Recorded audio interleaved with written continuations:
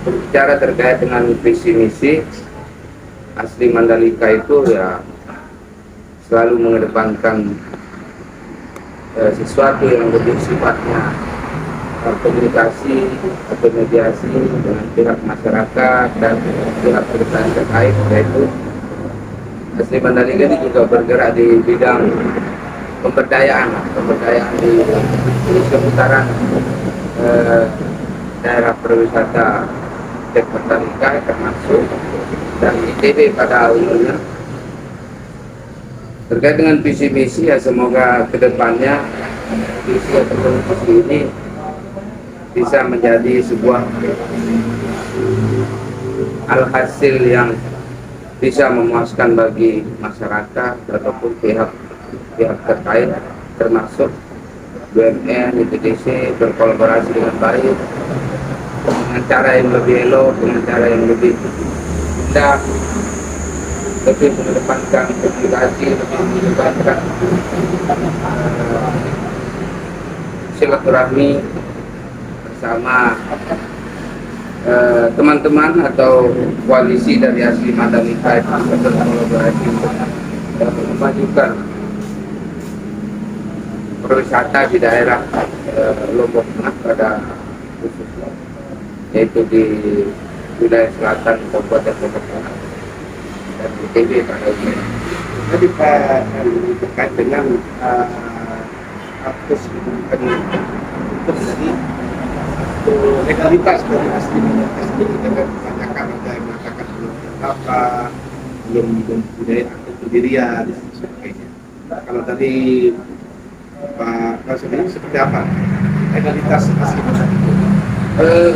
Berbicara juga terkait dengan legalitas atau legal standing dari asli Mandalika, alhamdulillah sampai saat ini kita sudah mengantongi akte notaris dan SK Kementerian juga sudah kita lengkapi.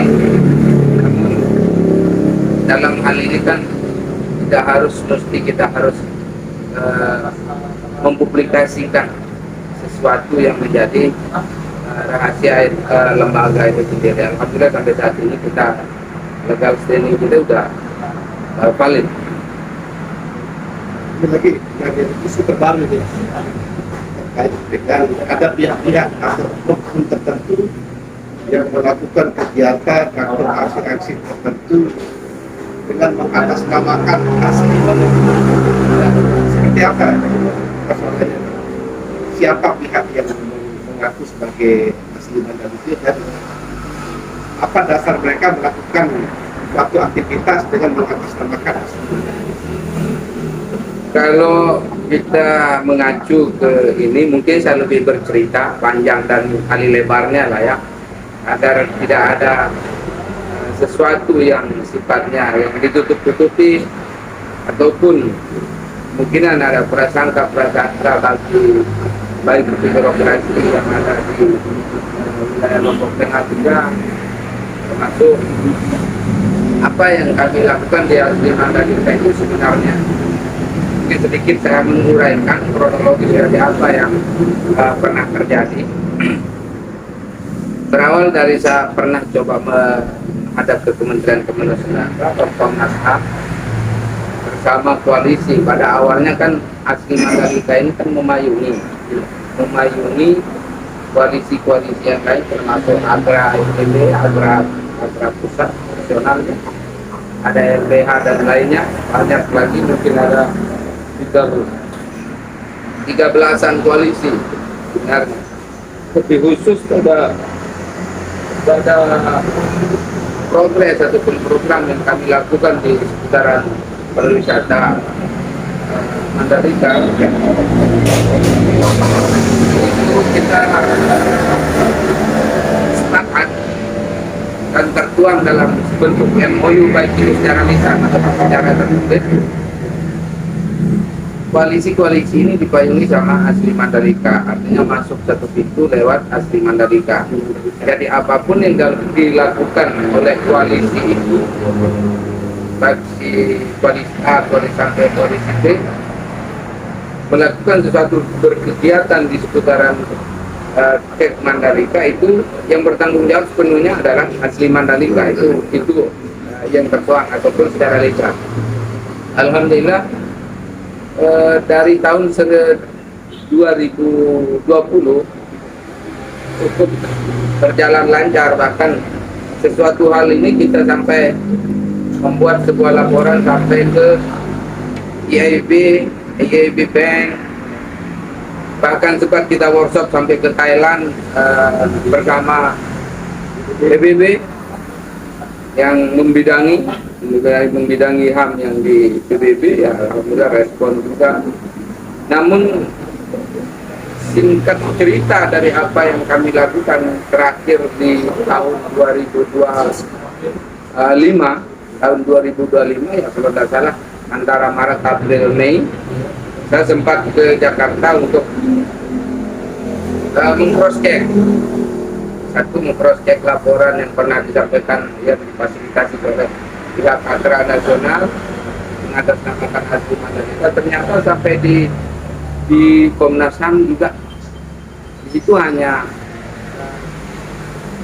kita meminta untuk buka file dari laporan dari tahun 2020 ternyata 0,0 dengan kode A, kode B, kode C juga tidak bisa dibuka. Ternyata di komisioner Komnas HAM di Jakarta juga hasilnya tidak ada laporan.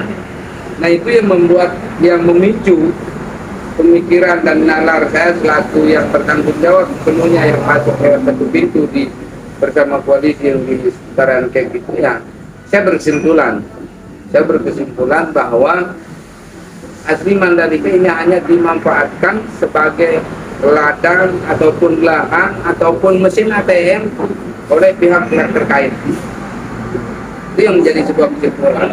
Berangkat dari baliknya dari Jakarta, saya coba menelusuri apa sih sebenarnya yang terjadi di dalam koalisi ini.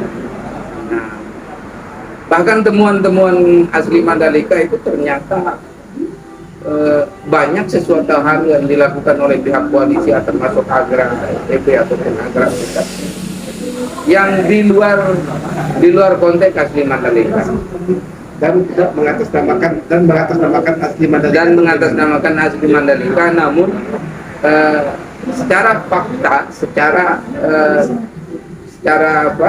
faktanya, secara ini prakteknya itu banyak yang tidak diketahui juga oleh Azli Mandalika itu sendiri. Jadi salah satu sebab dari Azli Mandalika itu berkomitmen pada waktu tanggal, saya kurang ingat juga, pernah konferensi pers bahwa Azli Mandalika sudah tidak berkoalisi dengan pihak manapun pada saat itu. Itu yang membuat saya agak canggung karena tidak ada ketransparansi dari antar lembaga dari Azli Mandalika dan koalisi termasuk Agra NTB ataupun Agra Nasional itu termasuk juga. Hingga Agra ini seolah-olah membuat suatu pemicu yang berangkat dari putaran kek Mandalika itu menjadi suatu bahan mesin ATM. Itu kesimpulan kami kan pada waktu itu. Dan hingga setelah saya konferensi pers, saya coba dari itu memicu permasalahan-permasalahan yang ada, hingga singkat dari cerita ini yang sedikit saya coba secara gamblang saya sampaikan tadi, berangkat dari hal itu karena Azli Mandalika sudah menyampaikan ke publik, mempublikasikan lewat konferensi pers bahwa sudah tidak ada koalisi di luar tanggung jawab Azli Mandalika terkait dengan koalisi-koalisi yang kurang transparansi ini, maka secara sistematis ya pincang. Baik Agra ataupun koalisi-koalisi yang lain merasa pincang karena yang ditahu kan Azli Mandalika, baik di regionalnya, baik di nasionalnya, bahkan sampai di internasionalnya kan, sampai di PBB yang membidangi HAM terkait ini. Nah, pemicu dari apa yang dilakukan kemarin seperti pertanyaannya tadi, bahwa ada oknum-oknum yang memainkan peran dalam hal ini untuk memanfaatkan asli Mandalika. Salah satu sebab dari asli Mandalika itu sudah mengaum sampai ke nasionalnya Pak, ataupun ke internasionalnya dengan memakai atas nama lembaga asli Mandalika. Koalisi-koalisi ini membuat laporan ke pusatnya, ke regionalnya, ke tingkat lokal ataupun sampai ke internasionalnya pun atas nama asli Mandalika. Itulah yang membuat sesuatu ini menjadi ada timbul inisiatif yang dimainkan oleh oknum-oknum yang selaku inisiator dalam hal ini untuk mengcopy paste, seolah-olah mengcopy paste asli Mandalika itu walaupun tanpa pernah ada instruksi dari kami yang mempunyai legalitas secara sah. Nah, di satu sisi juga saudara ini saya sedikit menyebut namanya, saudara Adi Wijaya ini kan ada keluarga kita kan. Dengan faktor itu, dengan dasar itu, kami hanya diam memantau, tetapi sekecil apapun yang kegiatan yang dilakukan di lapangan ataupun secara teknis itu kami tetap update.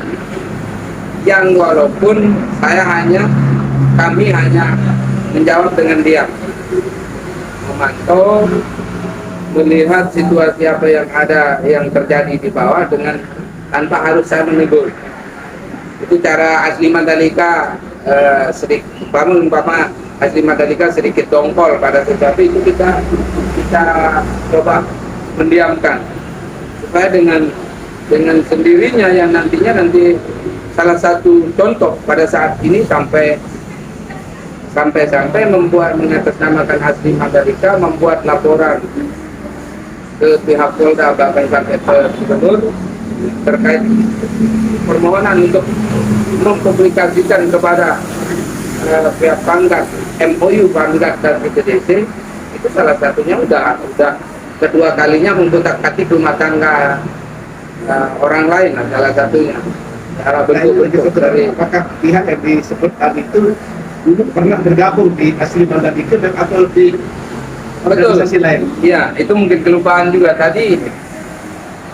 Si Adi Wijaya ini sebenarnya adalah anggota kami pada awalnya.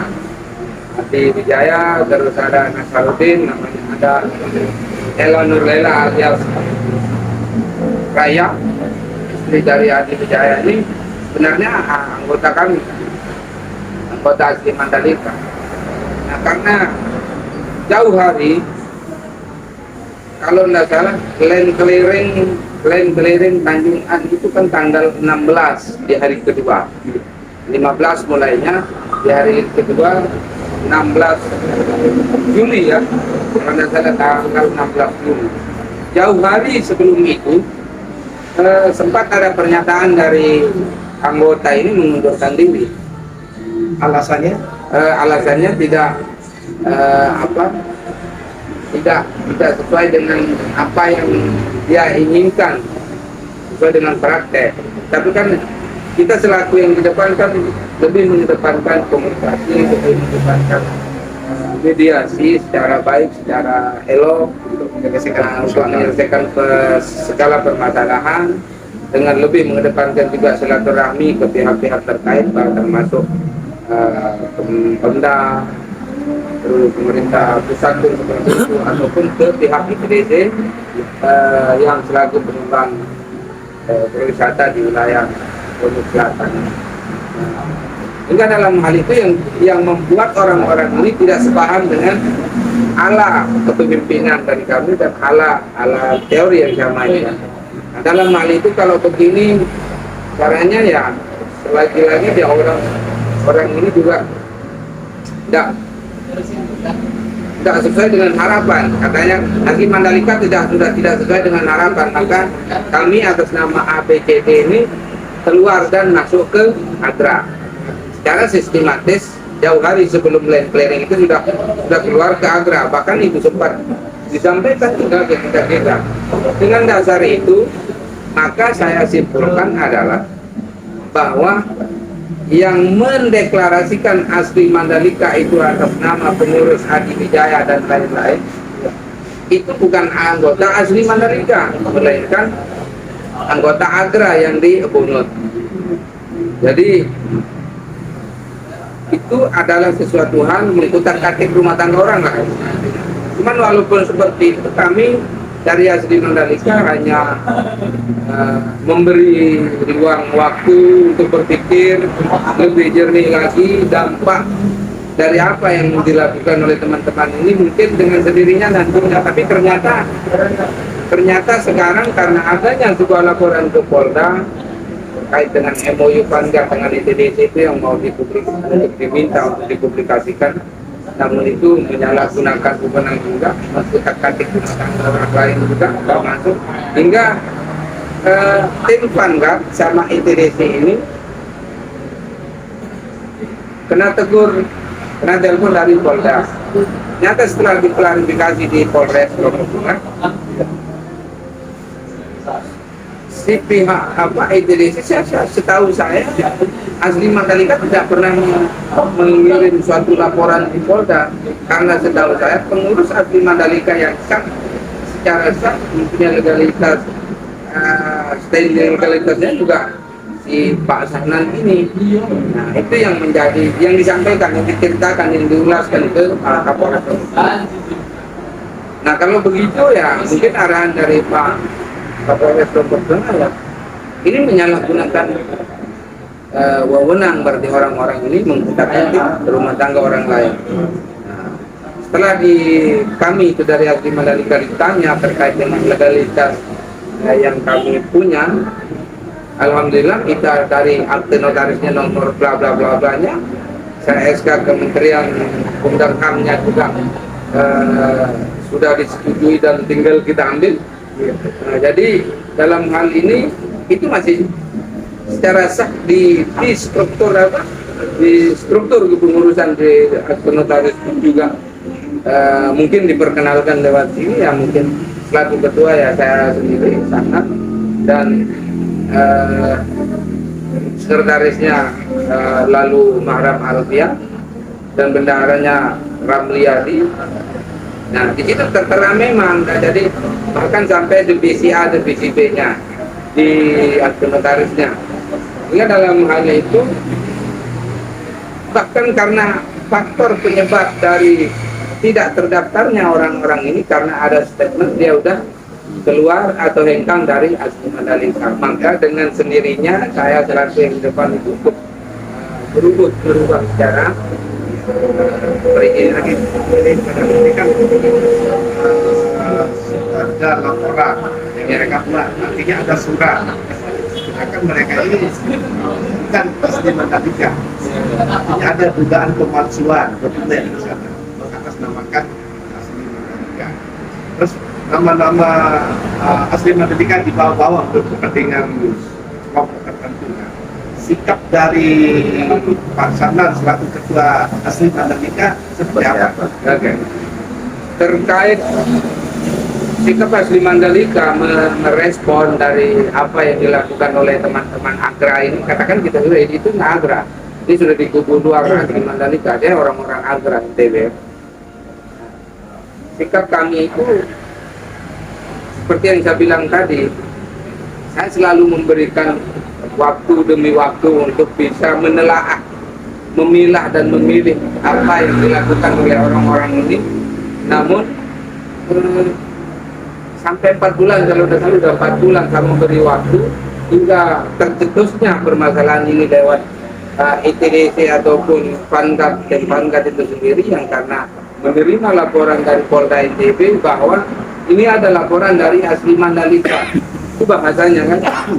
Mengkonfirmasi dari Polda NTB ke ini Polres Lombok Tengah, hingga beliau untuk mengutus karo opnya beliau ke Polres Lombok Tengah, sehingga Pak Kapolres terkejut, kok seingat saya kita enjoy aja sama pasangan, kok bisa seperti ini, kan seperti itu. Kita enjoy aja sama asli Mandalika, lebih berbicara bagaimana solusi lebih berbicara di tengah-tengah, kita mengambil jalan-jalan tengah, bukan berarti kita harus kopla-kopla seperti ini. Jadi saya kenal dia kan tidak seperti itu, tidak ada konfirmasi katanya beliau. Jadi ternyata setelah ditelusuri, yang bertanda tangan di laporan itu Adi Wijaya, ketua Adi Wijaya, bla dan lainnya. Ada kok Asli Mandalika. Kemungkinan bisa jadi, saya juga belum ini. Kalau ini hanya sekarang saya ditelepon sama pihak Polda NTB, telepon sama Polres Lombok Tengah, ini bagaimana Pak Sanan? Oh ya sebentar, ini ada laporan bla bla bla bla bla bla. Kok bisa seperti itu? Itu mungkin perlu diluruskan Pak. Karena asli Mandalika yang sebenarnya yang punya legalitas secara hukum, punya hukum tidak pernah membuat suatu laporan ke Polda ataupun yang ditembuskan ke Gubernur NTB. Ini kan ada surat, laporan itu kan bentuk surat, ya. Artinya ada dugaan pemalsuan dokumen. Jika betul ada surat pengaduan laporan yang disampaikan oleh Asli Mandalika yang pasti ini, apa sikap Pak karena Kalau dari kami melaporkan atau ya, kalau hanya dari kami membiarkan saja atau ya, seperti apa? Kalau dari kami itu ya karena hubungan kekeluargaan dan silaturahmi kita sama teman-teman yang ini bukan berarti kita harus membuang jauh mungkin. Tidak memaafkan. Ya, dalam arti kami dari Asli Mandalika tidak akan merespon secara agresif ataupun melaporkan sesuatu hal ini, mengadakan sebuah somasi, belum ke arah itu. Namun secara sistematis bukan Asli Mandalika yang akan membuka tabir kepalsuan kan, melainkan dari Polda NTB, Polres Lombok Tengah sama Bangka sama ITDC. Maka yang bersangkutan, yang 4 lembaga ini, yang 4 instansi ini yang merasa keberatan hingga terlalu dalam yang harus yang diminta untuk dipublikasikan. Mungkin dari item-item yang disampaikan di dalam laporan itu saya tidak paham sama sekali apa isinya dan tidak pernah saya lihat. Namun karena saya ada pemberitahuan dari pihak Polda, pihak Polres, kok begini, maka hari ini saya mengklarifikasi karena biar Asli Mandalika itu ditahulah sama publik bahwa tidak pernah membuat laporan demi laporan yang dilakukan sama Asli Mandalika, melainkan ada yang mengcopy paste, ada yang memasukkan dokumen dan lain-lain yang dalam hal ini yang bertanda tangan di laporan tersebut dan difasilitasi, karena itu adalah salah satu alat agar berjalannya atau keluarnya anggaran dari Agra Pusat ke Agra NTB, kurang lebih seperti itulah, kurang lebih kayaknya kan. Jadi ini benar. Ya. Terkait dengan harapan Mas selaku ketua Asli Mandalika kepada pihak-pihak terkait seperti Polda NTB, Polres Lombok Tengah, Pamla, sama ITDC, harapannya Asli Mandalika seperti apa?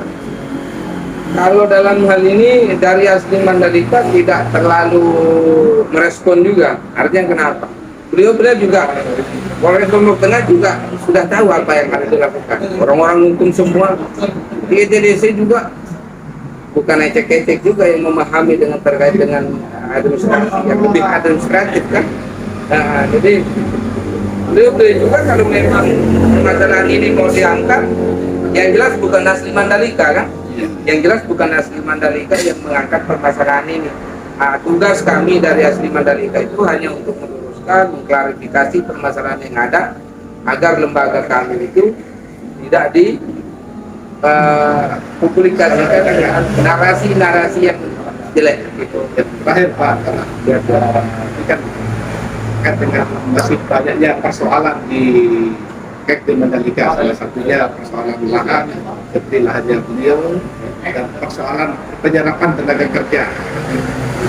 Apa langkah dan sikap Asli Mandalika untuk mensukseskan pembangunan yang ada di Mandalika ini?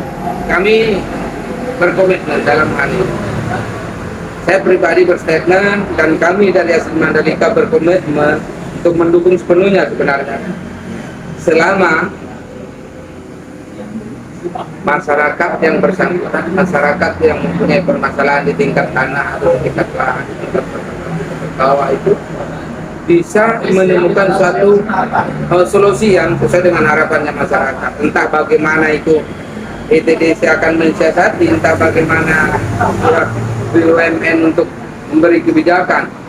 Nah, jadi tugas kami adalah fasilitasi masyarakat yang ada, baik itu anggota atau masyarakat luas, untuk bersama-sama, untuk berkolaborasi dengan lebih mengedepankan komunikasi, memediasi dengan cara yang lebih baik, dengan cara asli Mandalika lah. Jadi asli Mandalika itu punya cara unik lah. Sudah dilakukan seperti persoalan lahan. Oh sudah, itu bahkan kita dapat bocoran ada win-win solution. Nah, terkait dengan itu ya, ini adalah suatu pencapaian dari Asli Mandalika bahwa tidak ada permasalahan itu yang tidak bisa diselesaikan, tetapi tidak semudah membalik tangan. Jadi butuh proses. Dalam hal ini ya mungkin kami dari Asli Mandalika harus bersama ITDC dan pihak pengembang lainnya mungkin harus lebih super, lebih menambahkan power lagi untuk lebih bisa untuk menemukan suatu permasalahan. Salah satu contoh yang ayahanda kami ya, tanpa Asli Mandalika mungkin sudah buat sendiri ya kriminal. Tetapi dengan hadirnya Asli Mandalika dan yang lain-lain, bukan berarti ini termasuk yang di Pulau, termasuk yang di Tanjungan, tanpa Asli Mandalika juga kriminal di tingkat bawah itu mungkin sudah tidak ada bisa kita jamin. Tapi karena adanya kolaborasi antara ITDC dengan Asli Mandalika yang coba meredam dengan bahasa suku, meredam dengan bahasa adat, dengan bahasa yang lebih elok, lebih indah didengar sama masyarakat, maka sama-sama mengambil suatu keuntungan antara ITDC pun bisa menjalankan progresnya ataupun programnya yang walaupun ada kendala-kendala, maklum tidak semua akan berjalan sesuai dengan mulus tanpa harus ada rintangan. Terakhir pada untuk statementnya, terakhir apa yang ingin disampaikan? Harapan kami dari Asli Mandalika ya, baik itu kepada pihak ITDC ataupun pemerintah daerah Nusa Tenggara Barat termasuk Lombok Tengah, mohon support, mohon dorongan dari beliau-beliau selaku gubernur untuk kita sama-sama mendorong demi kelancaran berwisata yang ada di Batam ini, yang sama-sama kita mendukung. Dan ini juga saya sampaikan kepada para pemangku kebijakan yang ada di baik di NTB-nya ataupun di tingkat nasionalnya ataupun di internasionalnya, karena ini internasional juga.